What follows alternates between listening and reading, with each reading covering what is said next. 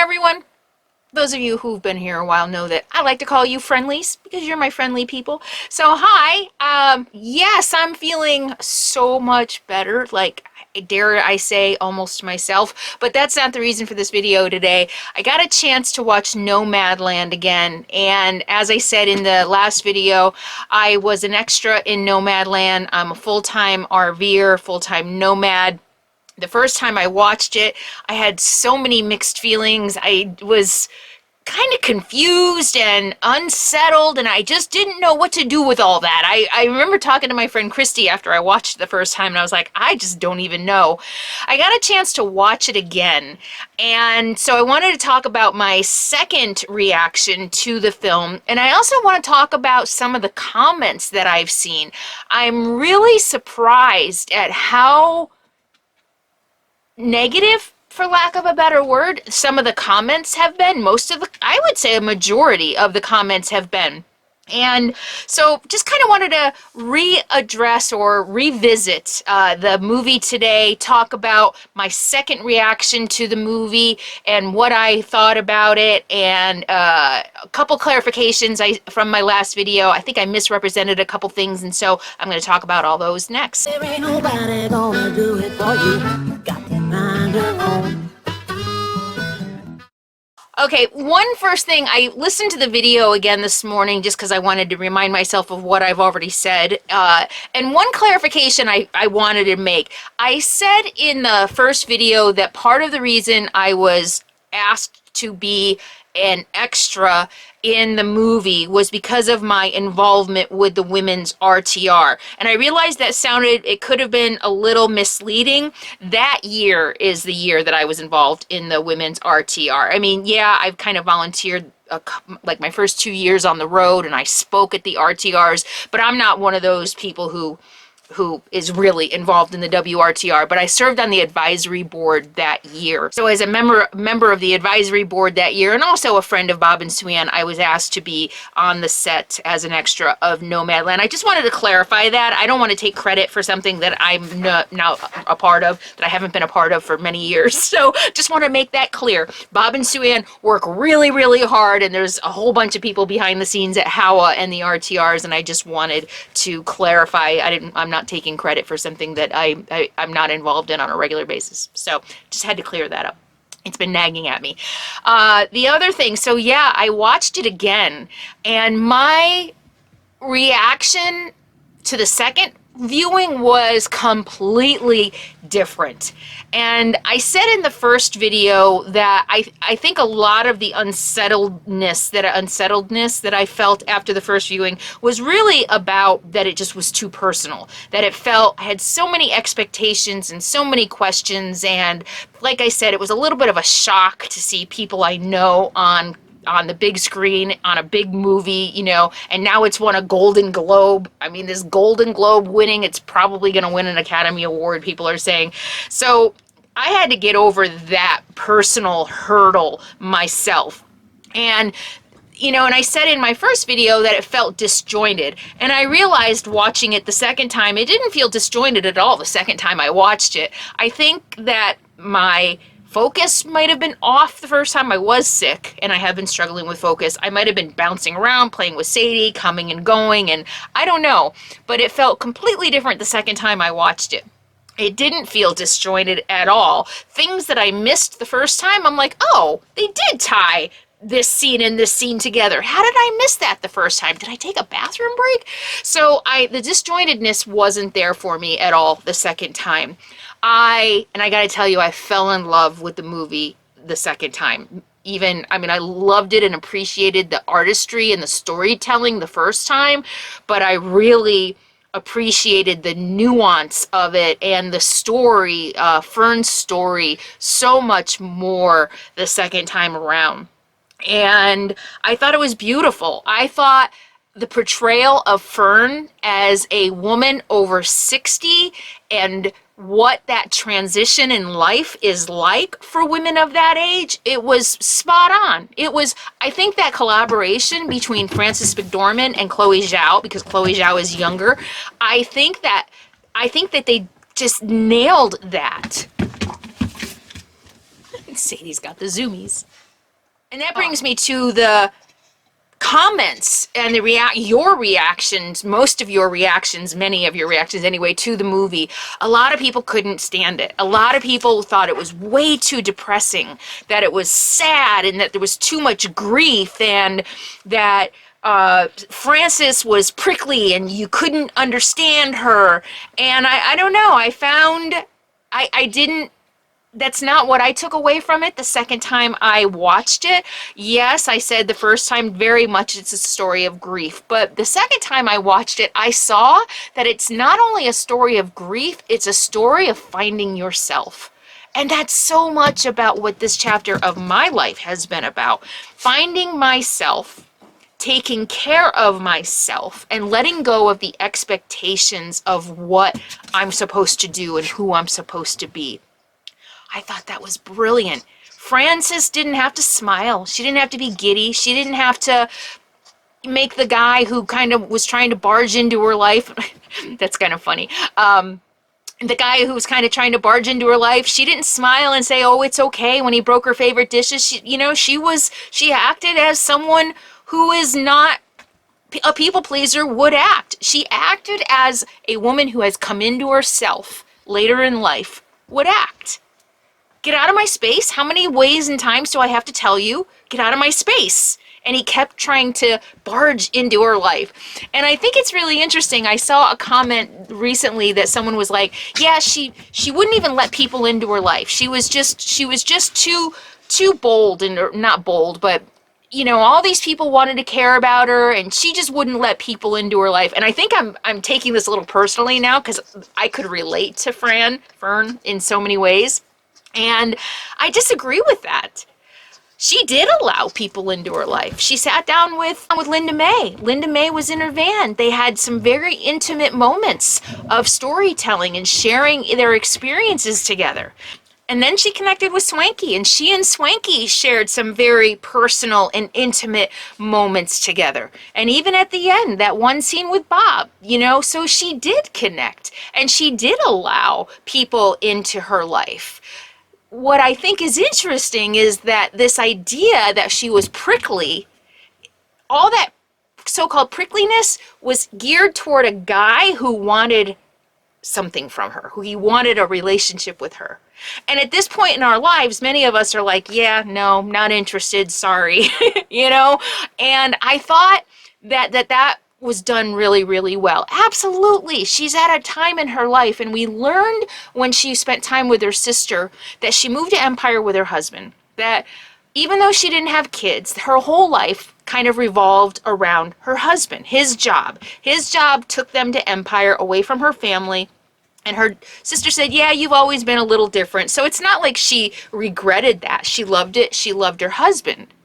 But this movie is about her finding her own way, her own independent way. She went to Empire because of her husband's job, and as we know from the movie, she pieced together little jobs here and there. It was his job, though, that they were there for, and she had to teach school and do accounting and, kind of piece together the jobs that she had. And for the first time in her life, she's able to do whatever she wants to do, to go where she wants to go, to take the work that she wants to take. And she didn't want to be tied down with another man. That's pretty accurate for many women at this stage, or that stage in their lives, a little older than me. I thought that was beautiful and perfect and on point. The other thing that I'm really struggling with is people who were irate that she left the dog. I mean, people are really, really, like, I've heard, like, once she left the dog, nope, couldn't stand her, couldn't watch her anymore. I saw that completely differently. I saw that as right on. Absolutely. Here is a woman trying to navigate a new way of living all alone. For the first time, she's free and alone and solo, and she's trying to figure out her life. She's barely able to take care of herself, really. She's kind of still trying to figure out the whole van thing and how to do that and where to go for work. She's working 10, 12-hour shifts at Amazon. and probably 10, 12-hour shifts at the beet harvest. As a nomad, your ways of making a living are pretty limited. I saw something recently. Oh, I know, I met a guy recently who said that he was in a certain town trying to find a job and found it really hard to find a job without a permanent address. So her job prospects were limited, for one thing. And this dog wasn't hers. She's in this RV park. She's walking up to the office. There's this dog. Somebody died and left the dog there. She pets the dog on her way out, and so many people hated her for leaving the dog. It's not like she left the dog on the side of the road in the middle of the desert. She left it in a crowded RV park where somebody was going to take care of it, but it wasn't going to be her. Oh, I loved that moment. I loved that moment. Because in that moment, Fern was taking care of Fern. And that's so much what my channel is about, and so much what the second half of my life has been about. Learning that we don't have to take care of other people and other things. Sometimes we have to come first. And not only that, and I've had this conversation with many of you in comments, she was working 10 or 12-hour shifts at Amazon and the beet harvest. What was she going to do with a dog while she was at work? Where was this dog going to stay in freezing cold temperatures in Nebraska or North Dakota while she was working 12 hours a day? And one person actually said, well, she could have got a different job. Really? This person was so upset. My dog is my universe. She should have gotten another job. So this woman who for the first time in her life is finding herself and her true freedom and independence from another person should have completely rearranged her life, which she didn't even know what her life was going to be yet, but just completely upset her life to take care of a dog that was not her responsibility. I don't see that as being reasonable and rational. So yeah, I thought it was brilliant. I thought it was beautiful. I thought it was another display of a woman of a certain age finding herself, finding her true freedom, and finding her independence. And it's really interesting. This just is an aside about how people get very emotional about dogs, even more than people. Not a single comment talked about the baby scene.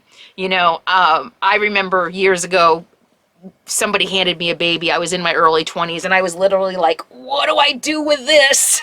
And I'm sorry, I keep doing that. Fern did the same thing in the movie when David, I think his name was in the movie, handed her the baby when she was visiting his family. She's like, whoa, oh, you know, and that was also a beautiful scene. If she had stayed there with them, she would have kind of taken on grandma role, babysitting, being part of a new family and taking on a maternal role, which she didn't want to do. This part of her life is about finding Fern, finding her truth, finding her freedom, away from the trappings of a patriarchy, a patriarchal society that tells women what they should be. Caretakers, take the dog, even if that means turning your life upside down, even if that means completely changing your plans, even if that means making you a little uncomfortable in your cramped van, taking care of the baby, if you stay with the family, nurturing the baby. Society tells women that's what you're supposed to be, and when we don't do that, boy, society has a really hard time with it. Something to think about, right? So those are kind of two of the big takeaways I got the second time. And also, a lot of the comments I'm seeing also is just like, it was so sad. There was none of the happiness of RV life or nomad life. I didn't see any happiness. And again, I disagree. You know, you kind of see Fern going through this process of learning how to live in the van. And if you watch closely, and I recommend everybody watch it again to see if you do get the nuances of her coming out of her grief.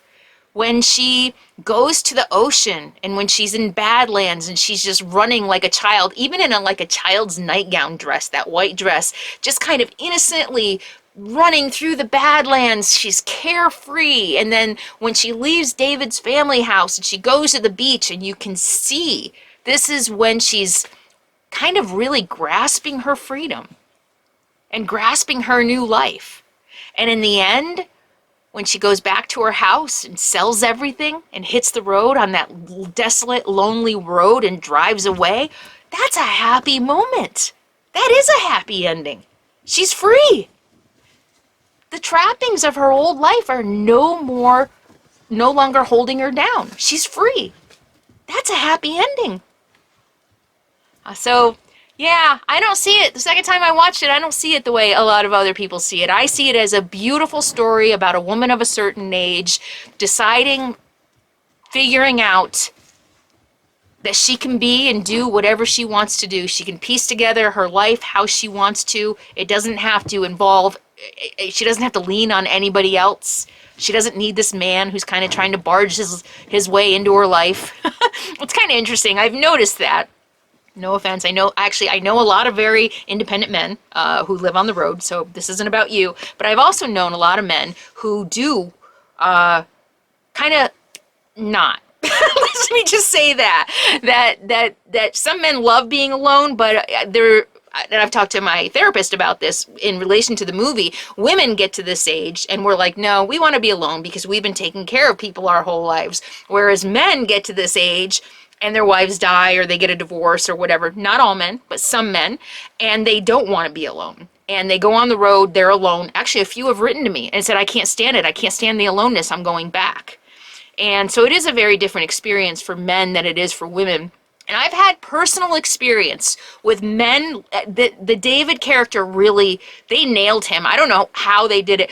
There have been literally, I have met men on the road exactly like him. That scene of him kind of barging into her van, I want to help, and then causing chaos, that exact almost same thing happened to me many years ago.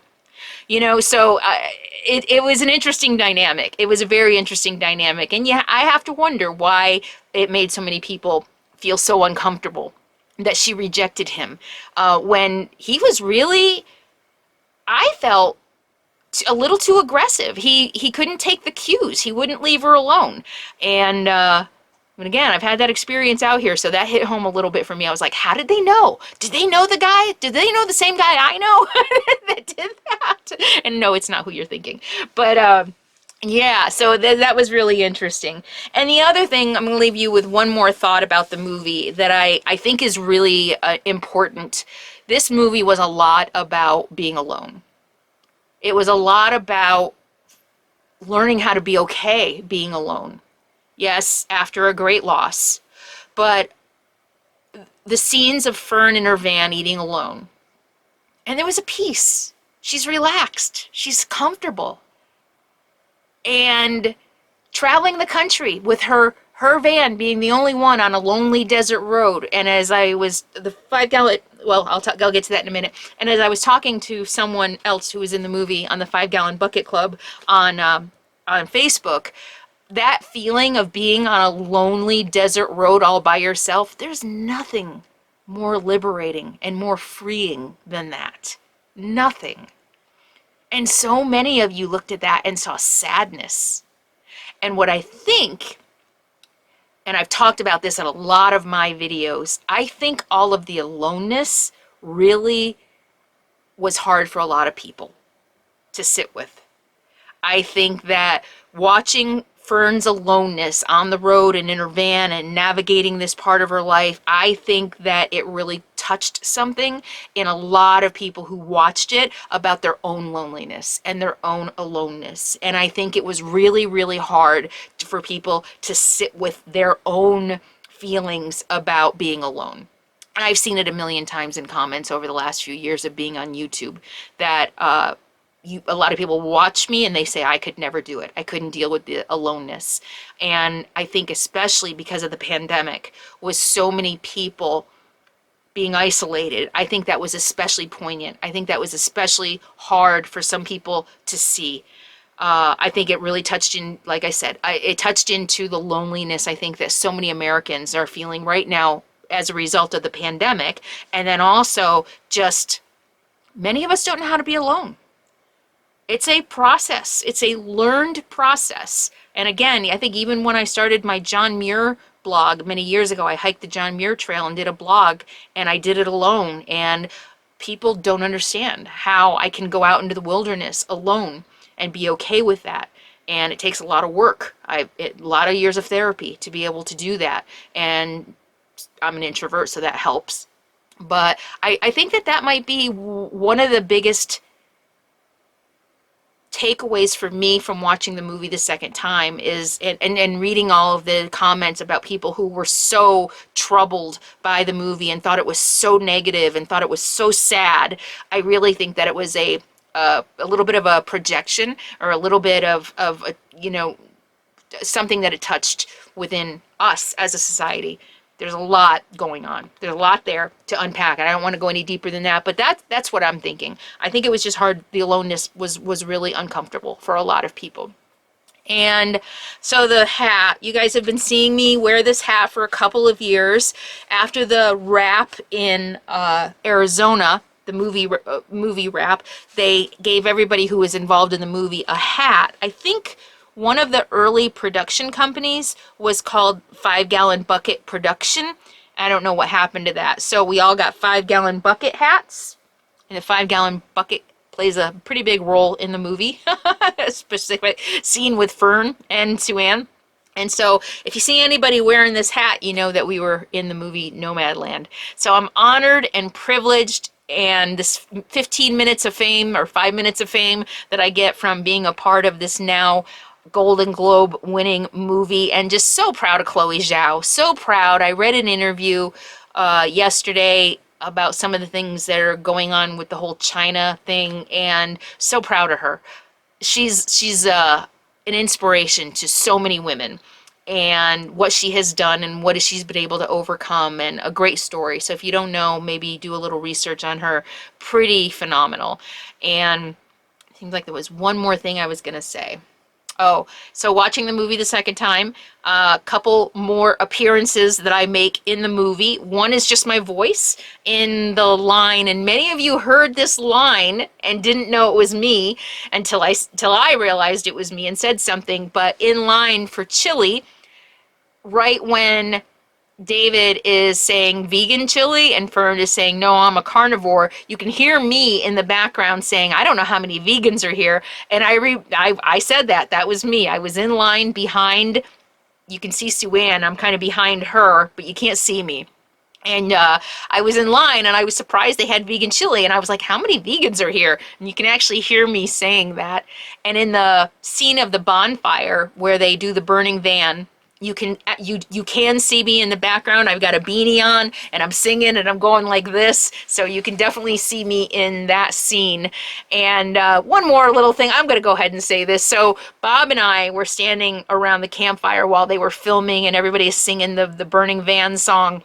And they're yelling, throw the van in, throw the van in. And one guy picks up one end of the van, and everybody's like, you know, throw the van in. And I'm like, Bob, you need to get up there and take the other end of the van. And he's like, and I'm like, go take the other end of the van. I mean, this is your RTR. You got to go take the other end of the van. And so he did. He left my side, and he went and took the other end of the van. So I directed that scene. I know, I'm giddy and goofy about this. It's just exciting, I have to say. And, you know, pretty soon it could be an Academy Award winning movie. So it's something fun. Not everybody gets to experience. I feel a little bit like Forrest Gump, you know, just kind of going through life, not with a plan, and getting some really, really cool experiences. And I'm honored and privileged that I got to be a part of this. And also, if you watch all the way through to the credits, you can see my name in the credits too. So pretty exciting. So anyway, that was my take on the movie after watching it again. You might, I don't know, give it another try. Maybe you'll get something out of it the second time too that you missed the first time. I'm sold. I'm now in the bandwagon of it being a brilliant, beautiful movie about one person's story, though. And I think that's where a lot of us maybe were unsettled or disappointed. I think we expected more of a traditional, like the YouTubers are all over YouTube talking about how great this life is, and it's beautiful, and it's going to change your life, and you're going to meet the best friends. And I think that was a little bit, maybe it's oversold. And I've said that a million times in my video. I want my channel to be authentic about the truth about this life. Yes, it's wonderful, and I get to travel, and I get to see things, but maybe I should start doing what Chloe Zhao did and show you I actually thought about doing that. Maybe I will. I thought about doing that about a year ago. I don't want to talk about it now because maybe I'll do it another time to show you how quiet and alone this life is sometimes. You know, when I go, well, without the computer or without making videos, you know, I go days with talking to nobody but Sadie. And I don't know if that's always shown. I don't know.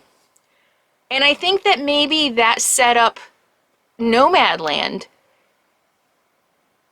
I think it set false expectations for Nomadland. That's what I think. I think because everybody's comments that I have seen, of course, watch YouTube. So you watch all of us on YouTube. So I think that you had maybe some false expectations about the realities of what this life is like. And I've said a million times, I think that there are people who do, I don't want to say a disservice, because everybody is shooting videos to do their own thing. But maybe sometimes people get a false impression of what it's really like out here based on what we see. We all only shoot fractions of our lives. You only see a fraction of my life. And yes, I do try to be as honest with you about, you know, the breakdowns and the challenges and the health issues and the loneliness. I've talked about all that. But in reality, I'm still only showing you a tiny fraction of my life. Every other YouTuber is just showing you a tiny fraction of their life.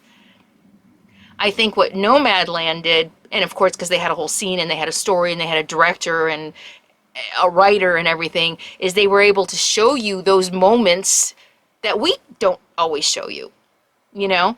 I mean, if I set up a camera and showed you my entire day, it'd be pretty boring. And so I show you the more interesting parts of my day, even if they are the bad parts. Does that make sense? And I think that what Chloe Zhao and Frances McDormand did is they showed you the mundane. Right? They showed you just the average moments in van life.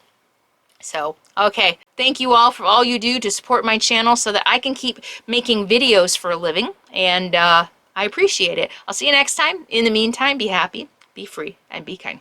Mwah. I'll see you soon.